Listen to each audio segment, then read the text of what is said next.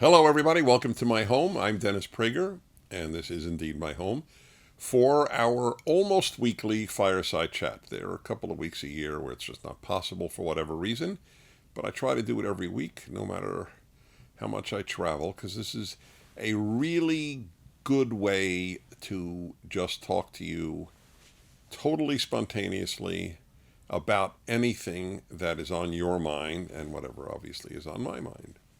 It's not rehearsed. I'm not reading from any cards. And I decide what I'll talk about 5 minutes beforehand. So it's really, as we would say, spontaneous and fresh. So welcome indeed. Good to be with you. So I don't always take, in fact, most of the time on these things, I take some really big issue in life, in either people's personal lives or the country's life or the world's life, and not really a news item. But this time I'm going to base it on a news item, but the issue is much larger. So if you're watching this 6 months from now, and I do hope people watch fireside chats from a year ago, they're meant to be relevant ongoing. It will still be relevant to you in the future, but I'm going to take a news item even before we even know all the details. Because what I want to say is sort of irrespective of what details we will learn. So there is this issue in Philadelphia with regard to a Starbucks, where to what we know at the moment that I am now talking to you, clearly more will come out, is that there were two black men who were at the Starbucks. They were there for a period of time. One of the things we don't know now, at least as I'm speaking to you, is how long they were just sitting there. And then one of them apparently asked to use the facilities, use the restroom, bathroom, men's room, women's room, whatever term is in these days. And they said, our policy is that if you are not a paying customer, we don't allow you to use the restroom. Which, by the way, is entirely appropriate. They're not their Starbucks in order to provide bathrooms for the public. They're there to provide bathrooms for those who are using or buying Starbucks. If we can't agree on that, and pretty much anything I have to say now will be irrelevant, but I think almost everybody agrees. Otherwise, what you would have, you realize, is people would just be lining up from, including in urban centers, a lot of homeless people would be lining up just to use the facilities. And I am told by people who know more about this than I, that there are people who use the facilities to take a shower in the sink. And they're in there for a half hour or longer. And obviously, that's not fair to the people who are paying for a Starbucks coffee. Is that clear? I mean, we're talking about fairness, which is supposed to be a big concern. And I understand that it is. It's fairness to other customers. It's not just fair. It doesn't matter to Starbucks, in effect. I mean, it matters to Starbucks if the restrooms are trashed, but it doesn't. Theoretically, Starbucks couldn't care less so long as people are buying their coffee. But they want to make it available to their customers. So they said, this is the story as we know it, so you can't use it. And then they stayed even longer without getting anything. And they finally, for whatever reason, this is obviously not the first time this has happened, whether the person is white or black or any other ethnic or racial group. And the police were called in and asked to remove them, as they were doing nothing there except sitting there. So the police came, and one might add that the police included, in the video that we have, there were at least two officers who were black. And by the way, the police commissioner who defends the police is also black. I think these are little relevant points. What I have not found out, and I think is relevant, though not at all decisive, is what was the color of the manager and the barista. Is that how you pronounce it? Barista? Who was working there and who asked them to buy something. And that has never been told, which is very odd to me. Because if you're going to make the charge of racism, The implication is that the barista and the manager are white. Otherwise, you would have to charge that blacks were being racist against blacks. Now, there are people say that's eminently possible, but it becomes a little bizarre after a while. So the implication is they're white, but we have never been told that. Now, the police came, and according to the police commissioner, a man by the name of Richard Ross, who is black, he said the police asked them 3 times to leave. They refused each time, and I heard him say, I'm very much a stickler for facts. So this is a fact. As reported by the black chief of police, that they mocked the police as, for example, saying something to the effect, who are you? You only make $45,000. Who are you to tell me what to do? Which is so disgusting when you think about it. I mean, my God, to mock a person based on their salary, that's really low-life sort of behavior. Anyway, they left without incident, and they were let go hours later and not booked, and Starbucks didn't press charges, but Starbucks is being charged with racism.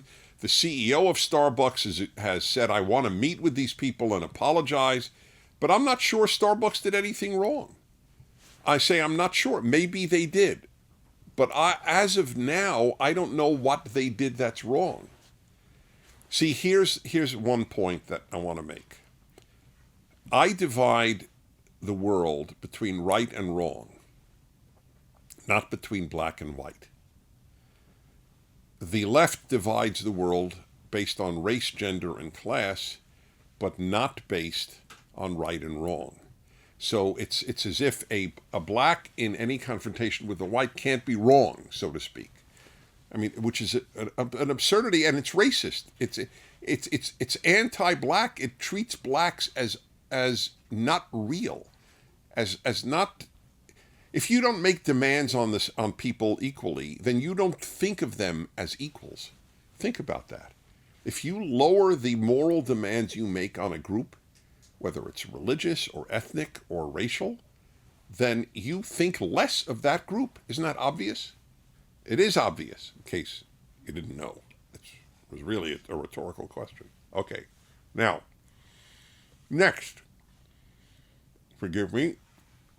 I gotta light it again. Okay, so forgive me, but here we go to the second point. The second point is, I have always believed that consumers have obligations, not just rights. In fact, I've written about this. It's called the storekeeper law. You could look up Dennis Prager, the storekeeper law. I took it from my religion, Judaism. There's a very interesting law in the Jewish law book called the Talmud, and it goes as follows. You are not allowed to ask the price of an item in a store. You're not allowed to ask the storekeeper the price of an item if you know you won't buy it. If you know you won't buy it. This is an ancient Jewish law. And the reason is you cannot raise the hopes of the storekeeper for no reason. I consider that one of the most beautiful laws in Judaism. And I believe everybody should live by it, whatever their religion or no religion. I'll give you an example. A guy at a camera store told me once, exactly a perfect example. He said some woman had taken about a half hour of his time looking at all of these various cameras, and then at the end said, so do you know where I could get it cheaper on the internet? I mean, I can't even find the right word. Chutzpah, the nerve, the audacity, the coldness of that is just astonishing. This guy just gave her a half hour of his time, showed her the cameras that they have there. She knew the whole time she's not going to buy it at the store, took his time, and then asked, where can I get it on the internet cheaper? People do that without asking. They just know in advance they'll get it on the internet, but they use the store. This is done in clothing, in electronics, in household goods. That's immoral. you are using others and unfairly. You're abusing their brick and mortar place. What do I learn from that? A lot of things, but the thing that I want to stress now is that consumers have obligations, moral obligations, not just rights. You know the difference between my religious upbringing and many people's religious upbringing and a non-religious upbringing in today's America and today's Western world, not just America? I was raised with an obligations-based outlook on life. Today, people are raised with a rights-based outlook on life. Let me tell you something. You'll make a lot better society if people are raised with moral obligations than with rights. Rights are important, and rights are implied by obligations. But you make a better person if you teach them you have obligations to other people, not just rights. So when I am in a Starbucks or any other place, and I want to use the bathroom, I'll get a drink. I mean, it makes perfect sense. That is what my obligation to that establishment is. And if I were waiting for somebody, and that's why I said I'd like to know, I have to believe it was a long period of time. They don't bother people of any color after 10 minutes. So it must have been quite a serious period of time. And nothing would have happened, by the way, if they didn't even ask to go to the bathroom. So we don't know all the details, and I'd love to know all the details. But if you are there, if I were there, I'll use me. I'm there, and I say, may I use the men's room or the facilities or the restroom? And they say, well, we really only give it to customers who have bought something here. I would say, fine. Then let me buy my latte or whatever it is, my iced coffee. That's my drink of preference at Starbucks, and fine, and that's be the end of it. Or I'll say, I promise you, I just want to go. I don't want it to cool off, or I'll order it now. I'll pick it up after I use the bathroom, or I'll get it right after I use it, or something. But they didn't do any of that. They acted like they are owed the bathroom. That's not right. They're not owed the bathroom. They owe something too. And that's the story. That's it. But because it was blacks, and because there is a dominant culture of whites are almost all racist, and if they're not consciously racist, they're unconsciously racist, and I think it's a lie. It's overwhelmingly a lie. And it doesn't do blacks any good. Why would you want to walk around thinking you're hated? What a crappy way to walk through life. I pity black kids who were raised by black parents or who watch whites tell them you're hated at school. I pity them. What a lousy way to walk through life. As a Jew, I was familiar with this growing up. I was born a little after the Holocaust. And I remember there were Jews, especially from Eastern Europe, who thought that, the overwhelming majority of Christians hated them. And my grandfather believed that. When my grandfather, I'll never forget, my grandfather came from Austria before the war, way before World War II, and came in the early 20th century. Anyway, when I would be in a car with him as a kid, and he'd be cut off by a driver, which happens to everybody, he would yell, "Anti-Semite!" And I remember thinking, Papa, how do you know the guy's an anti-Semite? How does he even know you're a Jew? Maybe he cut you off because he's a lousy driver, not because you're a Jew. So I didn't grow up thinking, oh, Jews are hated. And I still don't believe, Jews are hated, by the way. Jews are hated in some serious parts of the world, and Israel is isolated as it is, not because it's bad, it's one of the most wonderful countries in the world, but because it's a Jewish state. I fully acknowledge that. But in America in particular, this is like been a Garden of Eden for Jews. There are anti-Semites in America, but America is not an anti-Semitic country. There are racists in America, but America is not a racist country. So it's the whole thing is very sad and tragic, and the obsequiousness of Starbucks management is just awful. That they wouldn't back up their own employees. What does it feel like to work for Starbucks now? If there's any bad publicity, they'll throw me to the lions. That's what any one of you working for Starbucks should have contempt for the company right now. The black police commissioner could stand up on behalf of his police, but the Starbucks CEO can't stand up on behalf of his employees. Now, if his employees were wrong, I don't want him to stand. I said I divide between right and wrong, but he doesn't know that they were wrong. And now the I think it's a woman, the manager of that Starbucks, has now left Starbucks. It's just sad. It's just wrong. What did she do? She implemented Starbucks policy. Starbucks looks much worse to me now than it did a few days ago, because of the cowardice of its management. Anyway, as I said on my radio show today, in America there's far more fear of left than there is fear of God.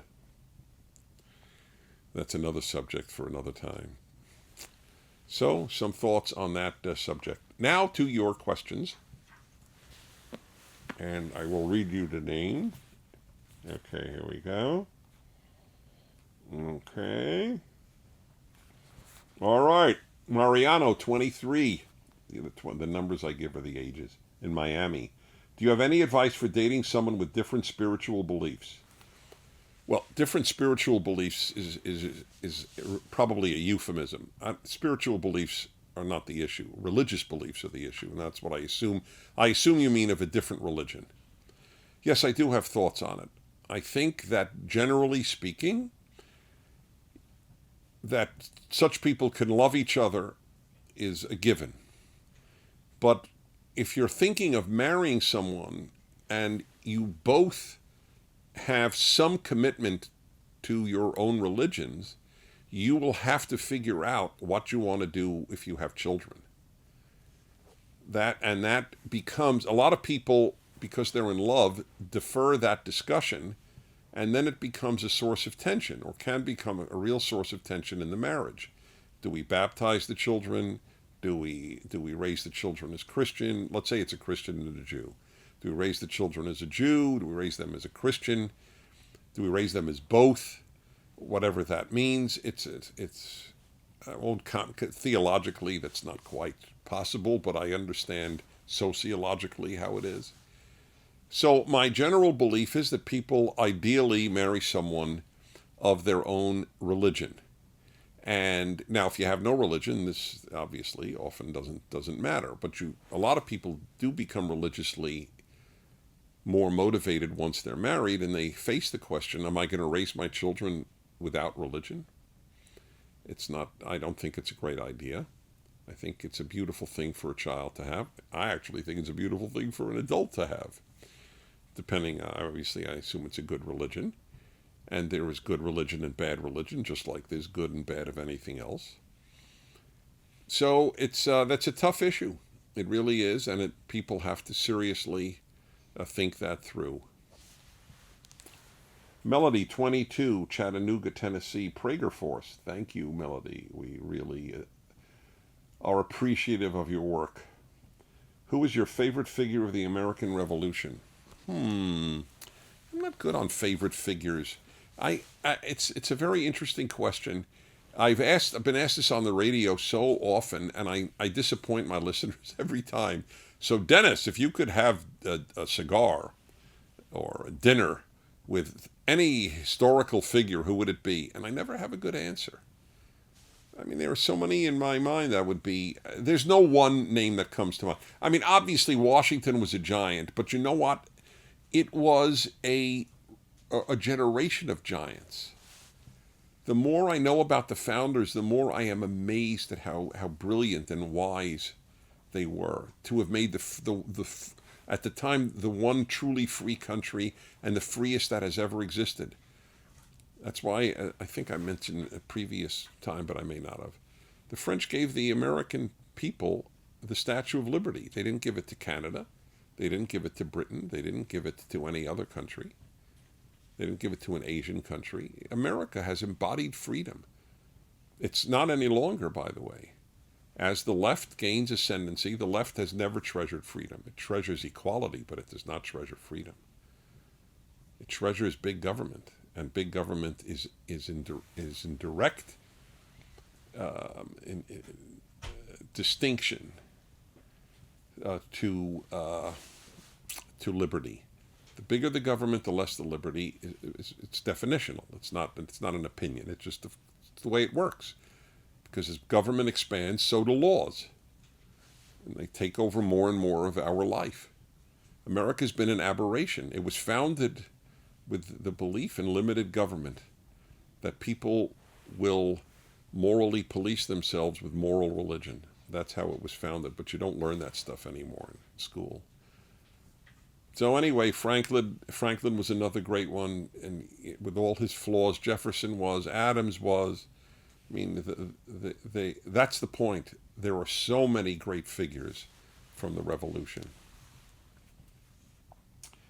Okay, let's see. Also Tennessee, Philip, 20, Memphis. What technology do we have today that you wish you'd have had back when you were younger? That's funny. Well, I'm torn. It's a good question. Oh, I know the answer. I was thinking about the cell phone, because when I was a kid, there were no cell phones. You had to go to a phone booth if you wanted to call somebody. And, if there was no phone booth, you couldn't call anybody. On the other hand, what was wrong with that? To constantly be in touch. Look, I use it as much as anybody else, and it's a tremendous help in my life. Just text somebody I'm coming, or, it's good. People, you can be in touch with whom you need to be in touch with at any moment, anywhere you are on Earth. So I love that. I agree. But there was something, look, I'll call you when I'm in a phone booth, or I'll call you when I get home. And people were fine. But anyway, that's not the one. The one that I wish I had when I was a kid is the simple computer, because of word processing. I never learned to touch type. And so I didn't write much, because I made so many errors when I typed, and I'd have to erase them. You don't even know about this, but erase them on paper, or go back a space on an IBM Selectric. It was awful. Once word processing came in, like most people now use Word, I went from 2 columns a year to 52 columns a year. And of course written now, 9 or 10 books, whatever the number is. If you hear my dog in the background, this is proof that this is completely spontaneous. Anyway, he's agreeing. He reads my work and benefits immensely. But I remember when I got my first word processing program on a computer, and I went out of my mind. I still go out of my mind, because I write so much better, because I could constantly edit and edit and edit and edit and edit without retyping a whole page. Last questions from Isaac, also Prager Force, thank you, 21 in Los Angeles. How does a consumer-centric business stay true to Judeo-Christian values in a world where we seem required to appease to leftists in order to survive? The answer is if you're privately owned, if you're publicly owned, it's impossible, I guess. But if you're privately owned, you stay true to your principles. In life, that's the way you work in life. Compromising your principles in the long run is not a meaningful life. I mean, some compromise is necessary. I am not a utopian. I understand that. And I'm not a purist. But people should be ultimately true to what they believe in. They tried to close down Chick-fil-A. Mayors said, the mayor of Chicago said they're not welcome in my town, because the owner of Chick-fil-A is a committed Christian who does not believe in same-sex marriage, for example.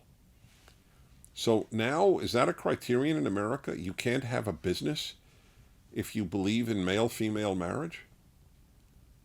No matter how well you treat your gay employees and gays in your life, that doesn't matter. You have to think like the left does in order to even have a business. That's totalitarian, folks. That's frightening. But they stay true to their principles and they prevailed because most Americans still prefer freedom of conscience to a compromise for the sake of of better relations with the media. It's an important question. So anyway, thanks for being with me from my home to your home. Take care. I'm Dennis Prager. Bye.